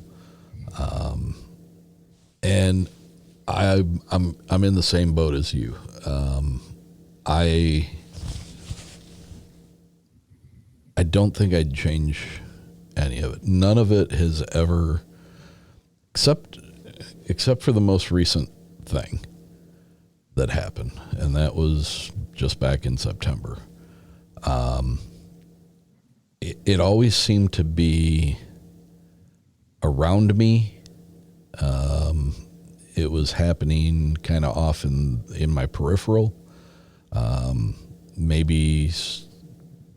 Maybe so that I took notice of it, maybe so I would recognize that it was there. But I never had any experiences that truly terrified me or made me think, oh, Jesus. Again, except for what happened back in September. My listeners have already heard about it. It's probably something I'll cover with you when I come on your show. But I don't know that I'd change any of it because I think that it has given me a weirdly well-rounded perspective on this weird stuff. And I'm an intelligent guy. I am not prone to make believe. I am not prone to telling stories. I'm not prone to hallucinations or drug use or any kind of mind altering stuff. But I've had a number of experiences, and much like that person that you were talking about at the beginning of the show, or maybe this was before we even started recording, how could one person have so many experiences with so many different things? Mm-hmm. And that's kind of where I was at when I decided that I wanted to start talking to people about this stuff, because I kind kind of had this feeling that if I told somebody or anybody all of the things that I had had happen in my life, they would think I was absolutely out of my freaking mind. Crazy, bonkers, wacko, fucking wackadoo, put them away.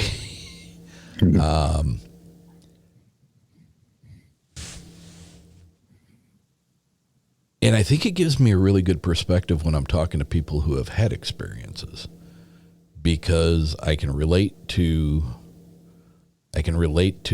their experience. I can relate to the trepidation of of wanting to not talk about it publicly because they're afraid of the backlash that they're going to get.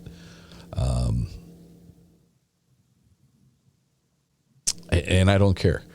I mean, I'm at the point now, I will, if President of the United States sat down in front of me, I'd be like, hey, you ever see a UFO? What do you think about Bigfoot, Joe? I simply don't care. I'm not, maybe that's a maturity thing. Maybe that's an age thing at 58 years old. I don't give a shit what people are going to think of what I have to say, which I guess maybe isn't true, because if I didn't care what people thought I had to say, then I wouldn't be doing a podcast. But in those topics, I guess, it's there's so many things, and the more that you delve into it, you said your interest in this stuff really has been around for a while, but you really haven't started looking into it until you started doing the podcast, right? My interest in these things has been more than just casual for a long time. I've gone on paranormal expeditions, I guess you'd call, or exploring haunted houses and stuff like that. So I've gone looking for some things. You're not going to catch my ass out in the middle of the woods with little to no protection against something that people report being 7 and 8 and 9 foot tall and exceeds weight of 600, 700, 800 pounds. I am not interested in shitting my pants at the sight of one of these things and, potentially not being able to cope with it. So do I go out investigating the woods looking for Bigfoot? No, I've never said I have. And I am not going to call myself a researcher, because if you're not doing that on a regular basis and you're not doing any kind of scientific study, you have no right to call yourself a researcher, and nor an expert. I find it interesting. I find it very interesting. I think it's incredibly it makes the world such a more interesting place with this stuff in it. And the more you look into it, and I guess this is probably more around the paranormal stuff. The more you look into it, the more it looks back at you. And even since starting this show, I will say that I've had some experiences that seem to have gotten more frequent, more often. Not necessarily big things, little things here and there, shadows,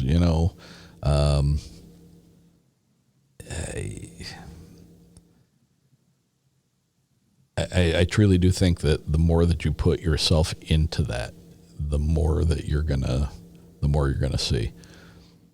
It's kind of ironic in a sense. I won't use the word synchronicities because that the word's been being blown out of proportion these days. God, I know it, but there's really no better word, because coincidence doesn't cut it. And ever since Hellier came out, Synchronicities is just freaking. Yeah. But I hate using it, but it's the only thing that really suits it. What you just said about things looking back, I've said it before because on my podcast, when I first started, someone commented, it was just a random photo. It was on a Facebook group post, and the person didn't use a real photo, and they had some weird name or whatever. Said, I really worry about you and your family. And I was like, I commented back, I was like, what is that supposed to mean? They're like, when you start looking into these things, sometimes they start looking back. Well, I'd mentioned that on an episode, and I think I've said it a few different times because I've talked with people. They're like, why don't you go out and do investigations? It's like, because I'm not the type of person that wants to go and start looking into these things, and I don't know what I'm going to bring home. I was like, I've already been warned, when you start looking into things, these things start looking back. Right. Well, I interviewed someone last night, and they brought that up. They said, you said it before. It's something that really stuck with me is when you start looking into these things, sometimes things start looking back. They're like, I really believe in that. I was like, yeah, I've said it a few times because someone said it to me. And I was like, I think it's actually an old proverb written by, I don't know who the actual person that wrote it was, but it's been around a long time. I didn't invent it. Trust me. Someone had said it to me on a comment. That's what got that whole thing started. When you just said it, I was like, man, that's strange, because literally in my interview last night when someone said the same exact thing. It's very true. I mean, that's all I can say is it's true. The more you notice, the more it notices you. I will agree to that, because without taking up too much time, there is a little bit of something else that I can bring up. Once I started doing this podcast, my kids, and I almost quit doing the podcast, and I did take a couple months hiatus back in the spring into the summer from doing this podcast because my daughter started having issues sleeping, starting to have like bad dreams and everything. This isn't the first time since we've lived here. When we first moved in, we were having issues. Like she was almost 2 when we moved in. We'd only lived here for about a week, and this is a newer place. It was built in 1978 or 79. As far as I know, no one's ever passed away while they've been here. The people we bought the house from have been here since like the early 90s, and they were still alive. So there wasn't that much time between different owners. I think there's only been like 2 or 3 different owners. Well, when we first moved in, I was painting the kitchen, and I had my schnauzer, my little mini schnauzer, which we had to put him down like the first 3 months we lived here. But at the time we moved in, and he was the type of dog that would growl and bark if a leaf blew across the yard. He would see it and he'd freak out. Well, he's in the room with me, and he goes into the living room and just starts growling. And there's a spot in the living room, it still does it. If you walk in there, it goes, the floor creaks, because they put a wood floor in there, and they obviously didn't do it well enough to where it doesn't make a creak noise. There's a certain spot you step in, it creaks. Well, I heard this when I'm in the house. I'm by myself. I hear this creak, and he starts growling and barking. I was like, someone in there? So I go into the living room. There's nothing there. He's just barking at nothing. My hair stands up on my, like, well, that's creepy. So I was like, come here, Jack. I go bring him in the kitchen with me and just ignored it. And then it's maybe a week or so after we'd moved in. The house, we still even have these up. The windows in our bedroom, my wife and I's bedroom, they're the old pull-down blinds, and they roll up. Mm-hmm. We were laying in bed. We had the blind pulled down, and our daughter's in the room next to us, and we have a baby monitor. It's got a camera on it, and obviously you can hear her. Now, again, I understand how things can play out, and with me being the type of person I am these days, like, I can way overthink things. The blind in our bedroom shot up by itself. I think it's only done that one other time in the 3 years we've lived here. Scared the shit out of my wife and I. We were laughing about it because we were laying in bed and that thing just shoots up, freaks us out. So we're laughing. We lay back down, and through the baby monitor, within 5 to 10 minutes, I hear, and she hears it too. It says mine. Deep, manly, evil sounding voice saying mine. I was like, the fuck it is. And I went and got my daughter and brought her into bed with us. She stayed with us. That creeped me out because I'm like, she's not yours. Right. Now, I know you can pick up other signals from trucks or whatever with baby monitors, they claim. So I was like, did it pick up a random voice? Never heard it again. It's never made another voice. We still use it for my son. He's 2. I've never heard anything like that again. A few days after this had happened, my wife was changing her, and there's 3 big scratch marks right down her back. Oh. And the 3 is significant to me because that seems demonic in a sense, because it's like the mocking of the Holy Trinity is what I've always interpreted to that being, with the mocking of 3. So I went through the whole house. I called this thing a pussy. I called it whatever I could think of. I tried to banish it. I said, get out of this house. You're not welcome here. How dare you come after a baby? Like, what kind of a pussy spirit are you, or whatever, for attacking a child? If you want to attack something, come attack me. We never had any issues since then.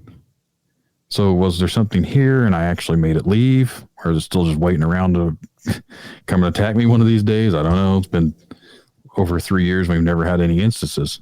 Well, I started doing this podcast, and she started having all these night terrors again. She wouldn't sleep in her room. Kept having bad dreams. She'd cry at school. She loved going to school. She'd just be crying. Like, she was just super emotional, and it was just out of nowhere. And it kind of coincided with me. It was right after that person had told me, I'm going to start bringing stuff into the house. And I was like, am I really causing this because of what I'm looking into? Am I opening myself up to bring stuff back with me? I was like, I'm not going out and investigating, but because I'm talking to people about stuff like this, is it bringing in this negative energy into the house? So I debated on just stopping it. I was like, for the sake of my family, I was like, I don't want to deal with it. So I stopped doing the podcast for a couple months. And I have another podcast I do that's music related. It has nothing to do with like paranormal or anything strange. And we were focused on doing that one. And then I decided I'm going to start doing this again. Like, I already had enough episodes recorded, so I wasn't recording anything anyways. But there was no more instances. She was fine. She went back to sleep and everything. So then I started up again recently doing this podcast back in, I think, June or July again. And lo and behold, she started having these issues. My youngest will now sleep in bed with his mom and I. She'll come crawling in our bed. They never did any of this stuff before. So again, I'm wondering, is it because of what I'm doing? If it makes them, is it something like bothering them? Are you having conversations with your wife in front of the kids about the interviews that you're talking about? Oh, I had this guy on that was, talking about ghosts and stuff like that in front of them. No, she's only 4 and he's only 2. The 2 bigger kids, they're literally, one's in the room behind me. He's about to be 11. The other one's on the other side. She's 13. They hear what I talk about, but they don't ever have any issues. So it just seems to be the 2 youngest ones. I'm no expert.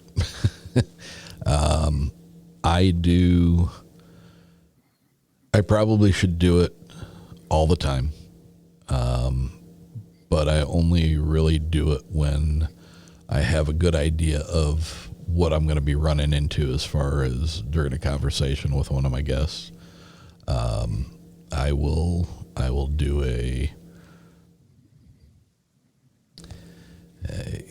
this is like a spiritual little just energy booster kind of,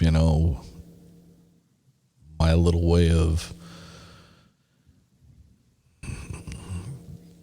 trying to protect my equipment, protect myself, protect the guest from anything. I don't know if it works. I have friends of mine that have told me, basically to bubble yourself going into certain kind of conversations, and I do it. Does it hurt anything? Nope. Does it help? Might. So why not? Right? Yeah.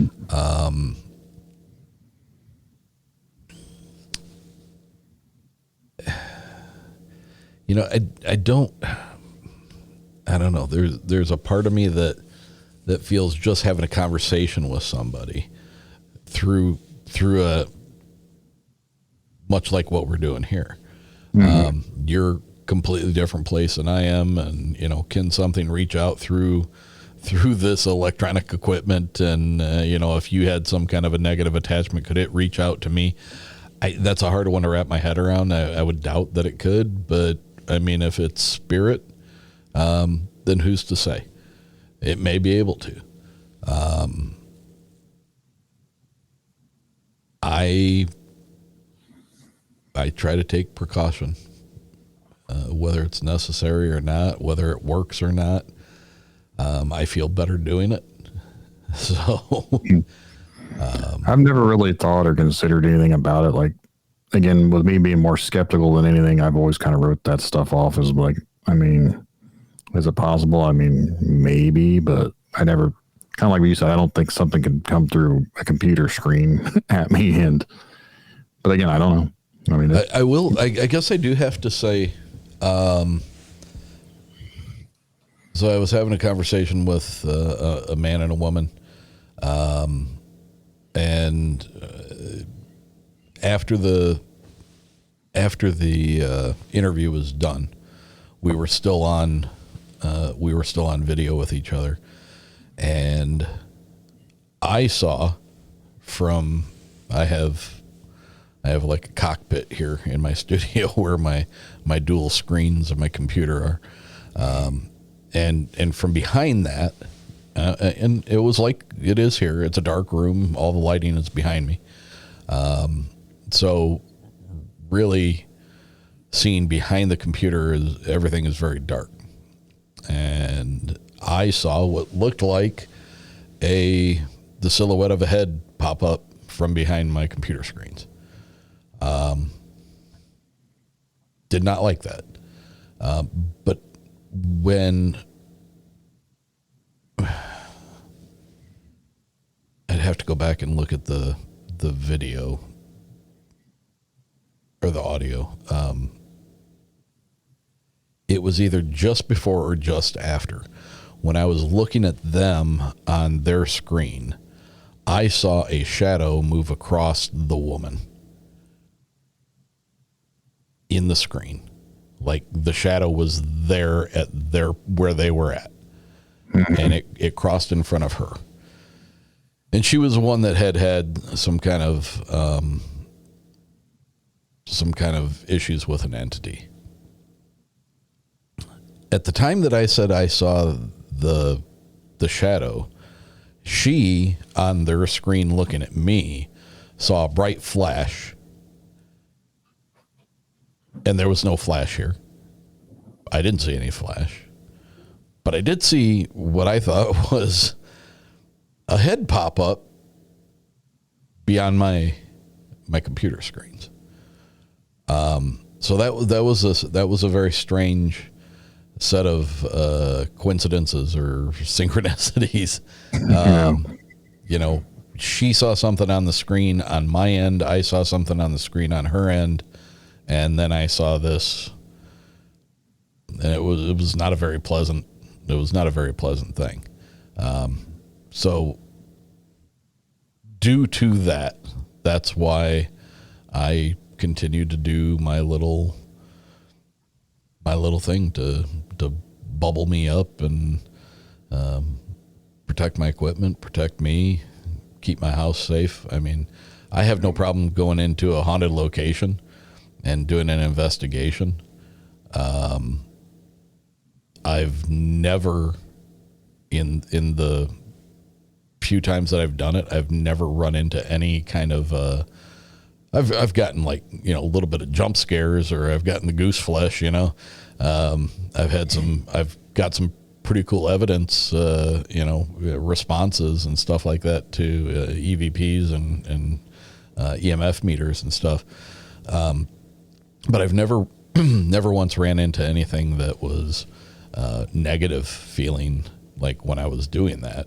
And I think if I did, that would be the end of it for me, because I don't want anything coming back to this house. This is my kingdom. This is where I am safe, and this is where I can relax. And even though I had some experiences after my dad passed here in this house, I've never had anything necessarily like negative associated with that.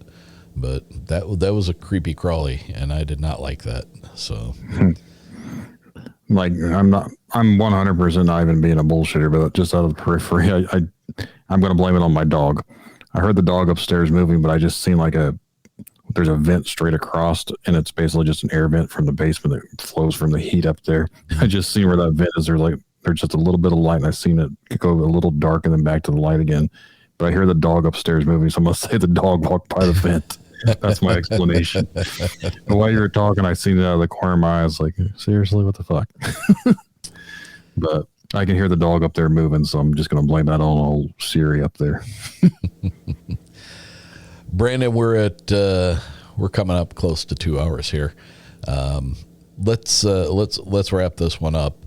I know we were going to get into some other things, but let's hold on to that and save that for another episode. Do me a favor before we get out of here. Let everybody know where they can find you, where they can get your book again, and anything you've got coming up that people would be interested in. Well, if you want to check out the podcast, it's called Tinfoil Tales. Tinfoil is one word. I know it's spelled one word or two words. It depends on, I think, where you're at geographically. But you also need to be aware that apparently there is also a Tinfoil Tales based out of Australia, which I was not aware of when I made the podcast. But theirs focuses on their government and anti-government movements down there. So if you come across it and it sounds like I have an accent, that's not me. That's definitely the Australian anti-government podcast that goes on. But it is available on obviously all the streaming platforms. So Apple, Spotify, whatever other ones are out there, iHeartRadio, I think. Anywhere you can listen to Uncomfortable, you can listen to Tinfoil Tales. Yep. And I do have the YouTube as well. So that is the easiest way to find it. You can go to tinfoiltales.com too. It'll just take you to my red circle page where you can stream it from there as well. But the book, again, is called Shadows of Cedarville. It's heavily influenced from eyewitness accounts. So my account is like the first chapter, and then some of the other, like the guy, Brian, the main character, he interviews other people like in the couple next chapters. So it kind of runs down and builds some lore about this Dogman instances. And then it just turns into like a psychological horror story. It's only like 150 pages. It's only $7.99 on Amazon. It is available elsewhere, like in Barnes & Noble and other retailers, but for some reason the book cover is not centered, so I don't recommend getting that. Just get it from Amazon. Go buy the ones from Barnes & Noble, because the off-center cover, they could end up being a collector's edition sometime. People think because you sell a book you make a lot of money. I've gotten royalties for selling this book. I've sold 5 copies out of country, and I've made 8 cents per copy. Wow. I got a statement. There was 4 copies sold in the UK from Barnes & Noble or whatever website it came off of, and each copy I got 8 cents, and then one was sold in Germany, so I got 8 cents for that. I was like, wow, I've made 40 cents off of selling 5 books. Now you said you've sold 150 copies. I would hope that the sales in the US, you're getting a little bit more than that. Not as much as you would think. Amazon takes because the cost of making it, and then they take a 40-60% cut or whatever, so I think I only get like maybe 40% when it's all said and done. So I've made maybe $100 and something off of 150 books. The first batch was like 40 something, and the last one was like 30 something. I think they owe me like another 40 something bucks, so maybe right around $100 or something. I didn't write it for the money purposes. That's why it's only $7.99, just because I wanted to cover the cost of them to make it and everything else. But I just think it's cool to have a book. Like I said, I'm not an author. Everyone's like, "Oh, you're going to write a sequel? You're going to write another book?" I was like, no, probably not. Like, unless someone else on Reddit pisses me off, then maybe. Oh yeah, I am on Reddit too, and all the socials. So there is Facebook, Instagram. I hate social media, so don't actually expect me to be very interactive. But if you message me on there, I'll respond back. And if anyone wants to come on an episode, have something to talk about, shoot me a message, get something scheduled that way. All right, Brandon. Well, I appreciate you taking your time and coming in here and talking with me about this. It was an interesting story. Kind of still trying to wrap my head around that whole thing. I've been trying it for almost 17 years now. It's I don't think I'll ever actually know. That's the one thing that does bother me, is I just want to know answers. Like, that's, if I could find out it was just the dog and be like, awesome, it was just the dog. Yeah. But at this rate, I don't think I'll ever know. So, but no, I appreciate you having me on here. It's been a blast. We're going to do this again, in about 5 days for your audience. And then we've got something kind of cooking in the background to delve into deeper, because you and I both have touched on this subject. Yeah. You're the only other person I know of that's actually had anything available about it. So again, we'll just use that synchronicities word. Yes. Just as long as no blue star balloons start floating around in my front yard or in the bushes, we'll be all right. So yeah. All right, my friend. Thank you so much. Thank you. Good night. Good night.